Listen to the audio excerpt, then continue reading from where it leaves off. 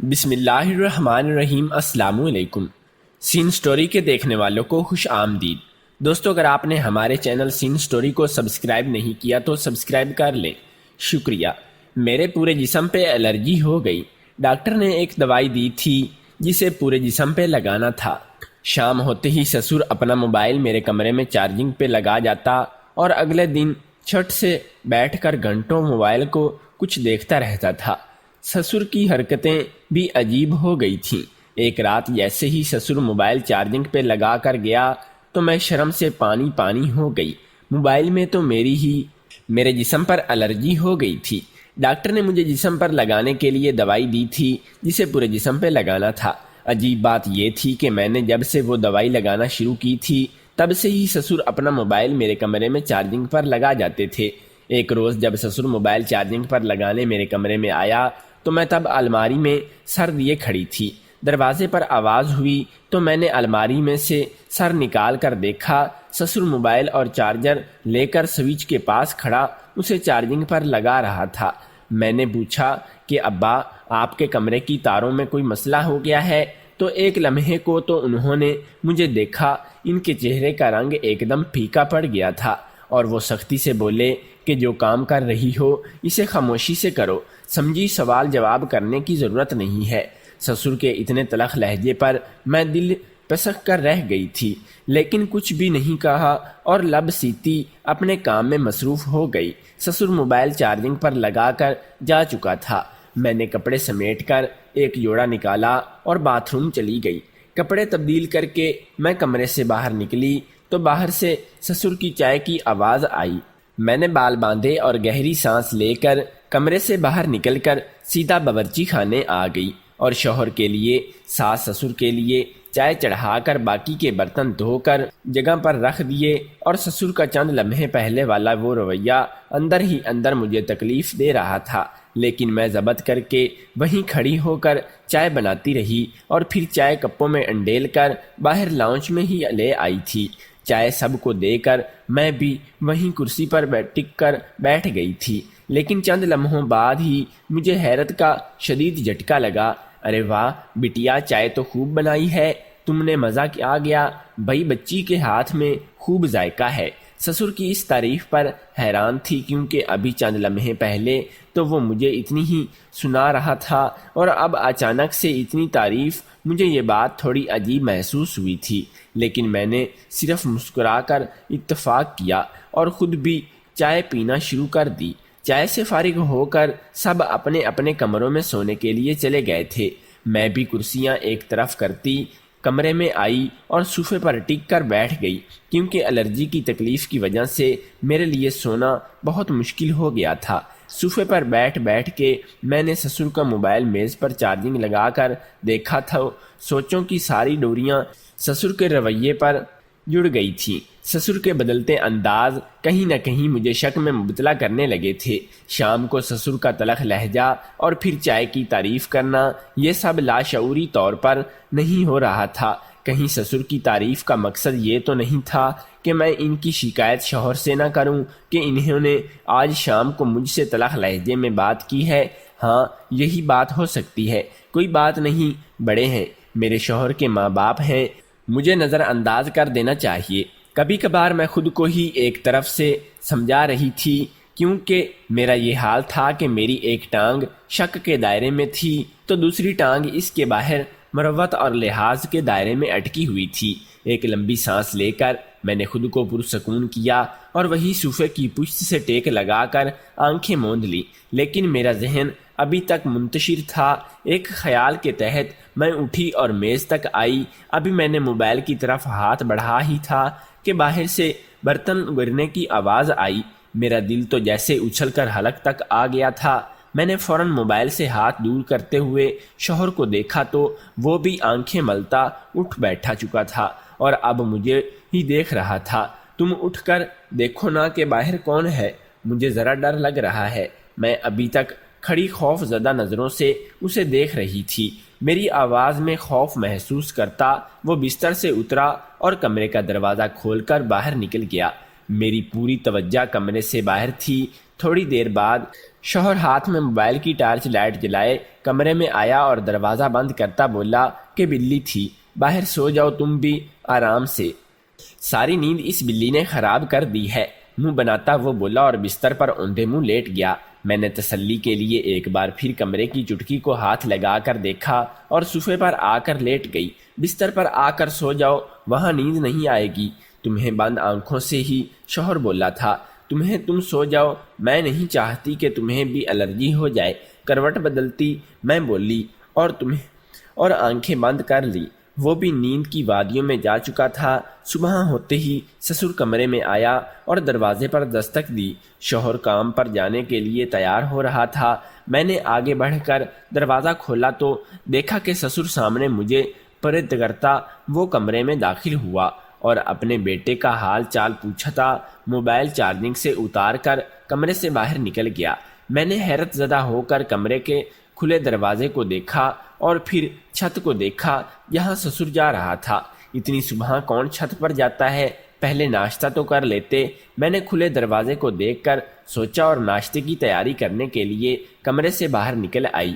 1 گھنٹے میں سب ناشتہ کر کے فارغ ہو چکے تھے، لیکن سسر ابھی تک چھت پر ہی بیٹھا تھا۔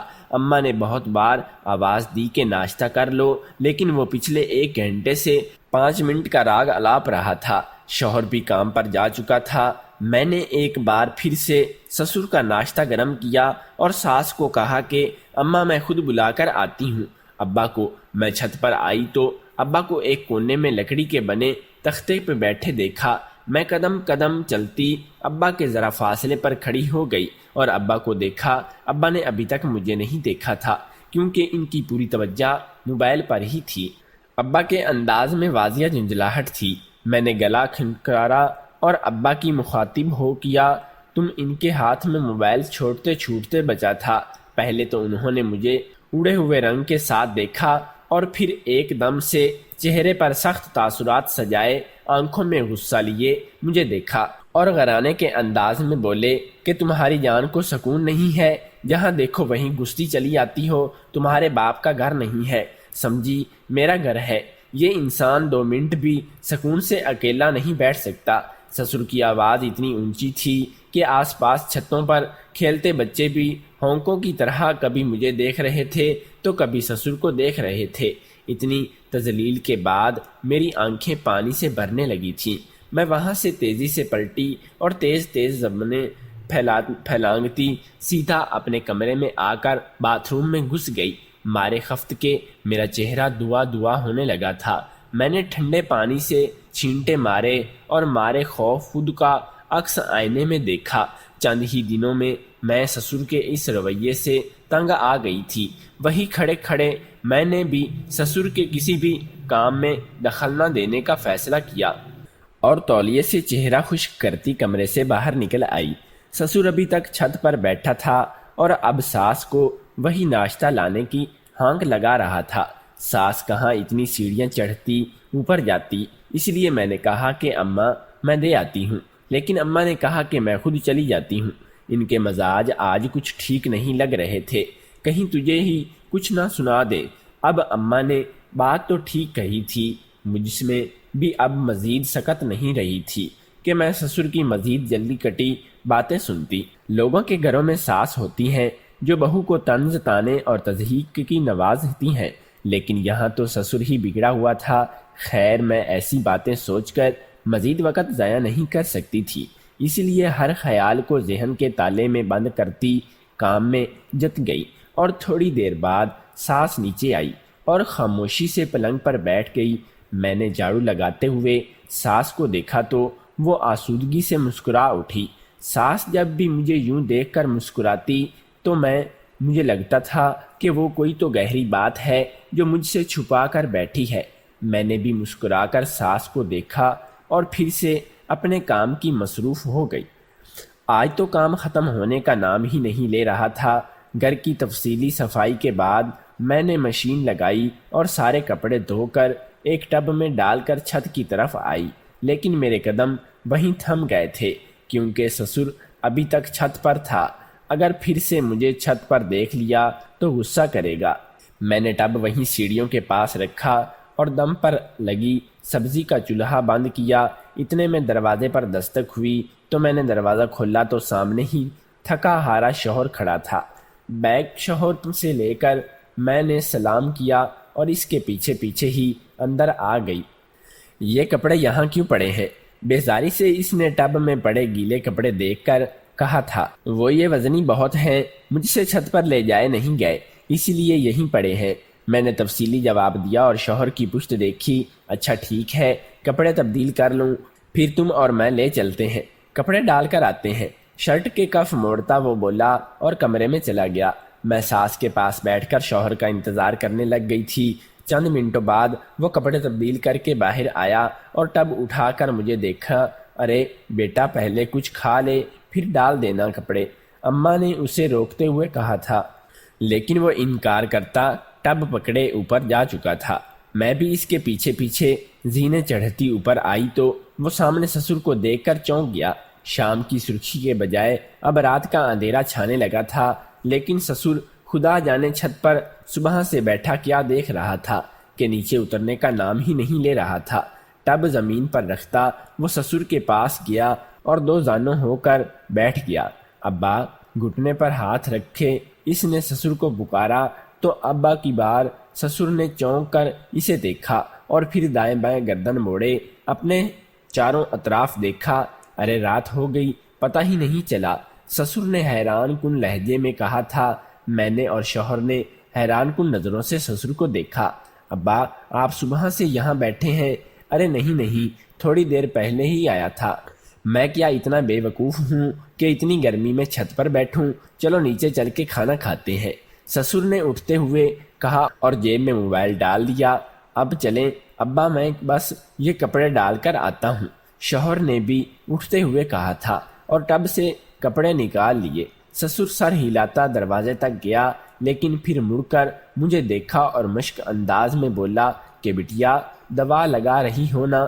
جی ابا، لگا رہی ہوں، ہچکچاتے ہوئے بولی اور شوہر کو دیکھا جو اپنے باپ کی اتنی فکر مندی پر خوش ہوا تھا، جبکہ میں تو حیران تھی کیونکہ سسر کا پل پل بدلتا انداز مجھے پریشان کرنے لگا تھا۔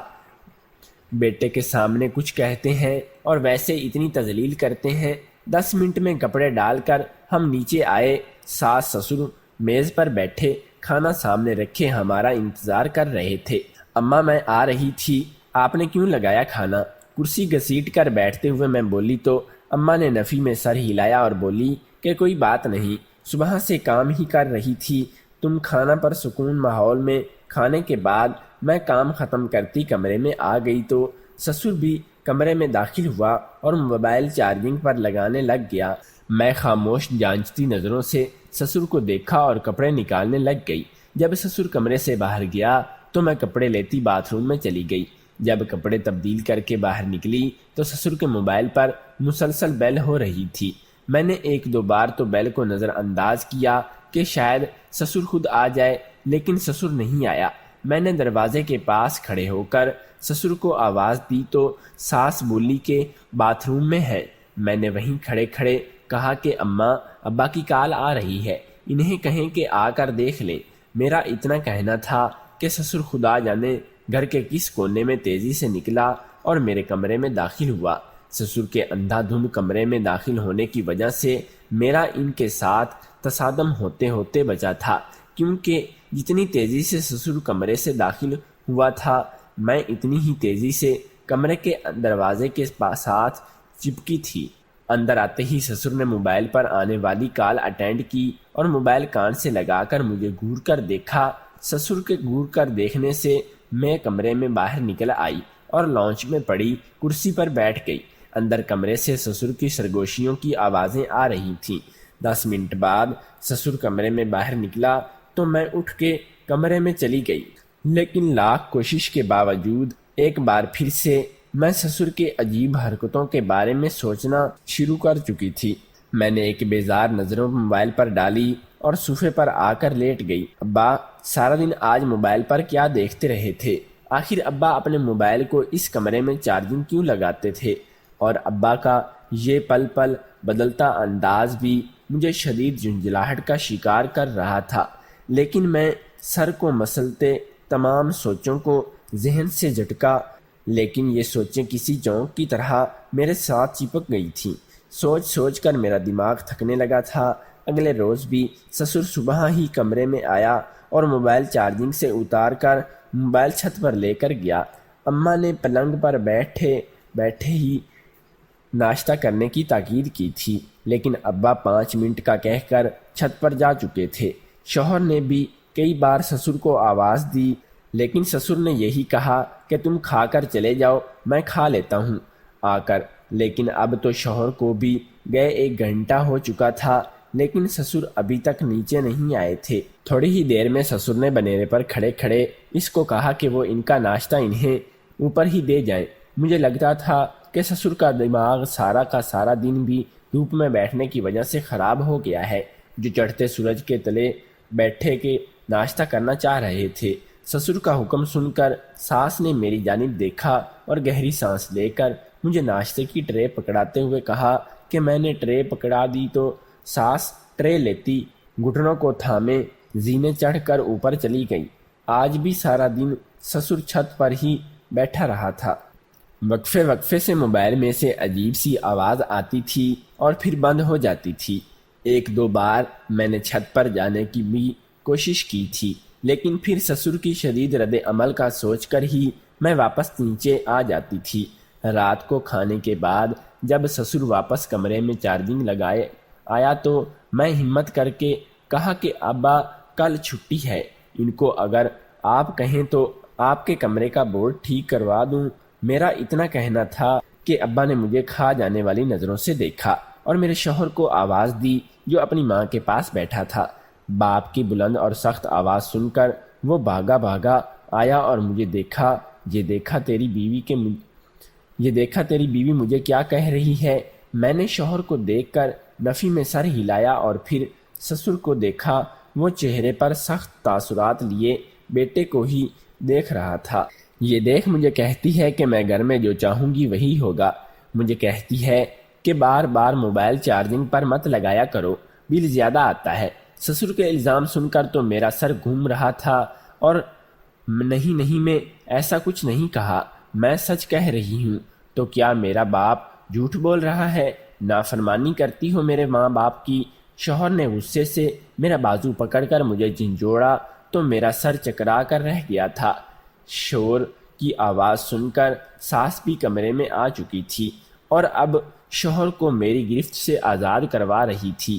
شوہر نے نگاہ غلط مجھ پر ڈالی تھی اور دروازے کو ٹھوکر مارتا کمرے سے باہر نکلتا چلا گیا تھا۔ میں نے افسوس اور دکھ سے سسر کو دیکھا تو وہ مکروہ ہنسی دبائے کمرے سے باہر نکل گیا۔ خدا جانے سسر کا ان سب حرکتوں کے پیچھے کیا مقصد تھا اور وہ کیوں بات بات پہ جھوٹ بول رہا تھا۔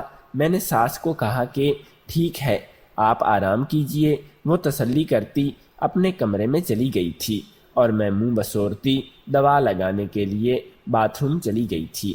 میں کپڑے تبدیل کر کے باہر نکلی تو پورا گھر خالی تھا۔ سسر نے تو جو شک کا بیج بونا تھا بو دیا تھا، لیکن اب میں بھی یہ جانتی تھی کہ اس کا میرے اور میرے شوہر کے رشتے پر کیا اثر پڑنے والا ہے۔ ایک طویل سانس خارج کر کے میں نے موبائل فون اٹھایا اور شوہر کا نمبر ڈائل کیا۔ بیل مسلسل جا رہی تھی لیکن وہ نہیں اٹھا رہا تھا۔ مجھے بے حد پریشانی ہونے لگی تھی۔ کال کرتی رہی جب تک اس نے اٹھا نہیں لیا۔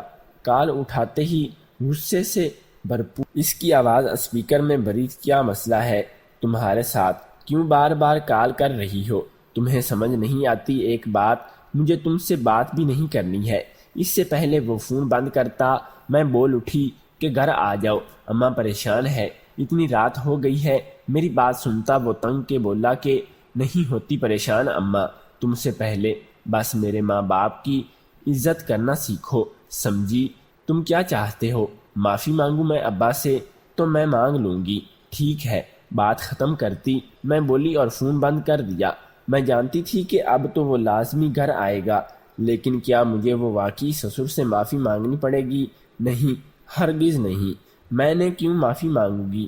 اس طرح سے وہ ہر بار کچھ ایسا کرے گا جس کی وجہ سے شوہر مجھ سے جھگڑے کا نہیں۔ بس بہت ہی ہو گیا، اب مجھے سسر کے اس رویے کی وجہ معلوم کرنا ہوگی۔ میں مزید کوئی بھی الزام خود پر برداشت نہیں کر سکتی۔ اب اگلی صبح جب سسر کمرے میں آیا تو میں نے کوئی بھی سوال نہ کیا اور نہ ہی اسے دیکھا۔ مناسب سمجھا اور وہ موبائل چارجنگ سے اتارتا ہوا بیٹے سے کام کے متعلق باتیں کرتا رہا اور پھر چند منٹوں بعد موبائل لے کر چھت پر چلا گیا۔ ناشتے کے بعد شوہر نے جاتے جاتے مجھ سے کہا کہ میں ابا سے معافی مانگ لوں، تو میں نے فوراً حامی میں سر ہلا دیا اور سارا دن ابا آج بھی چھت پر ہی بیٹھے رہے تھے۔ ایک دو بار چپکے سے میں بھی چھت کے دروازے سے سسر کو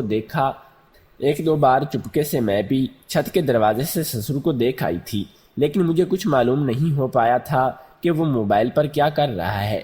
بس اتنی دھوپ میں مجھے سسر کے چہرے پر بیزاری کے بعد ایک چمک سی نظر آئی تھی، جسے دیکھ کر میں چونک گئی تھی۔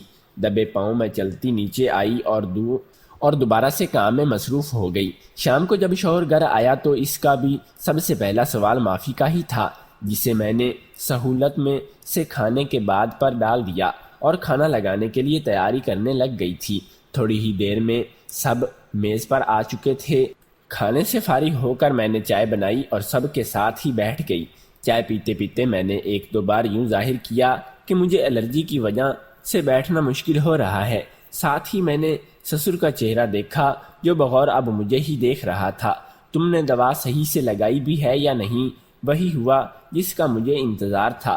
سسر بے چینی سے دوائی کا پوچھ رہا تھا۔ میں بھی مزید ڈرامہ کرنے لگے انداز میں کہا کہ جی ابا لگائی تھی، ابھی جا کر پھر لگا آتی ہوں۔ میرے کہنے کی دیر تھی کہ سسر نے مجھے چائے بھی پوری نہیں پینے دی اور کمرے میں بھیج دیا۔ کمرے میں آنے کے تھوڑی دیر بعد ہی سسر بھی موبائل لے کر کمرے میں آیا اور چارجنگ لگا کے چلا گیا۔ میں نے تحمل سے جا کر کپڑے تبدیل کیے اور دوا لگائے بغیر ہی باہر آ گئی اور ایک نظر کمرے سے باہر دیکھا۔ ساس سسر کی اور شوہر کی آواز کمرے سے ہی آ رہی تھی۔ میں تیزی سے موبائل کی جانب بڑھی اور موبائل کھول کر دیکھا۔ جیسے ہی میں نے موبائل کھول کر دیکھا تو میں شرم سے پانی پانی ہو گئی۔ اندر ہی اندر غصے کا ایک لاوا پھٹا ہوا تھا۔ میں نے موبائل چارجنگ سے کھینچے کے انداز میں اتارا اور غصے سے کانپتی ہوئی سسر کے کمرے میں داخل ہوئی۔ یوں اچانک دروازہ کھلنے کی وجہ سے سب نے میری جانب حیرانی سے دیکھا تھا، لیکن سب سے زیادہ جسے حیرت کا شدید جھٹکا لگا تھا وہ سسر تھا، کیونکہ اس نے میرے ہاتھ میں اپنا موبائل دیکھ لیا تھا۔ بستر سے اتر کر وہ فاصلہ بناتا سخت انداز میں بولا کہ میرا موبائل تمہارے پاس ہاتھ میں کیا کر رہا ہے؟ شکر کریں ابا کہ یہ ابھی تک میرے ہاتھ میں ہے، ورنہ ابھی تک میں اسے توڑ چکی ہوتی۔ میں اتنی زور سے چیختی تھی کہ ساس اور شوہر کا ہکا بکا مجھے دیکھ رہے تھے۔ کیا مطلب ہے تمہارا؟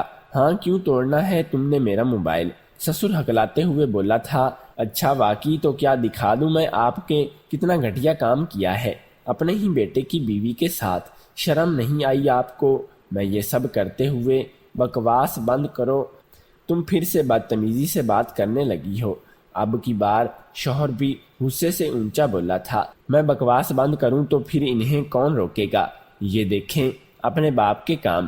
آپ کہتے ہیں نا کہ غلط ہوں تو بتائیں کہ مجھے کیا ٹھیک ہے، میں چپ چاپ مان لوں گی۔ ویڈیو کا فولڈر کھول کر میں نے شوہر کے سامنے کیا تو سسر نے موبائل چھپنے کی کوشش کی، لیکن شوہر اس سے پہلے ہی موبائل سسر کے پہنچ سے دور کر چکا تھا۔ جیسے جیسے وہ ویڈیو چلاتا جا رہا تھا اس کے جبڑے پھنستے جا رہے تھے۔ غصے سے اس نے موبائل زور سے دیوار پر مارا اور ایک تلخ نظر اپنے باپ پر ڈال کر غرایا۔ ابا کیا ہے یہ سب؟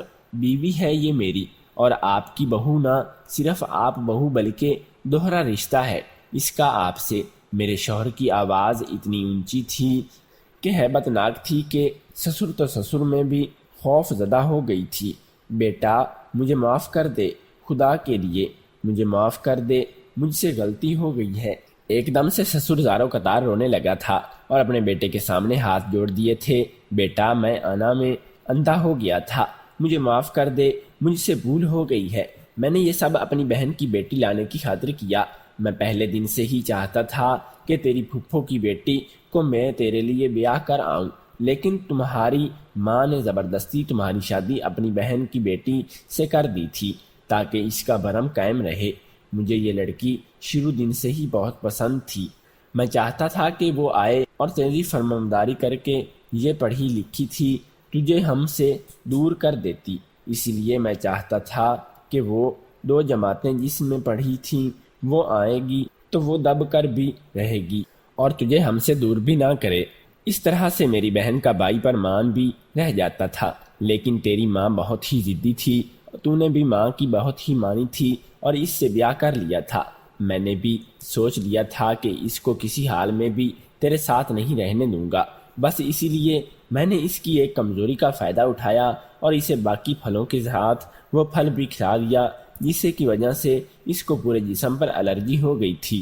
پھر میں اسے ڈاکٹر کے پاس لے کر گیا جو میرا دوست تھا۔ اس کی مدد سے میں نے دوا کی ایسی جڑی بوٹیاں ملا دی تھیں جو اس کے جسم میں جائیں اور اسے بانج کر دیں تاکہ وہ اسے طلاق دے دے اور میری بہن کی بیٹی سے شادی کر سکے۔ بیٹا مجھے معاف کر دے، غلطی ہوگی مجھ سے، بہت ہی شرمندہ ہوں تجھے، اور اس سے بھی تم بھی مجھے معاف کر دو۔ اور مجھ سے بھی معافی مانگ کر ڈر گیا کہ عمر کے اس حصے میں آ کر جوان اولاد چھوڑ گئی تو وہ در بدر ہو جائے گا اور بدنامی الگ ہو جائے گی۔ میرے شوہر نے معاف تو نہیں کیا تھا، البتہ کلام کرنا بند کر دیا تھا۔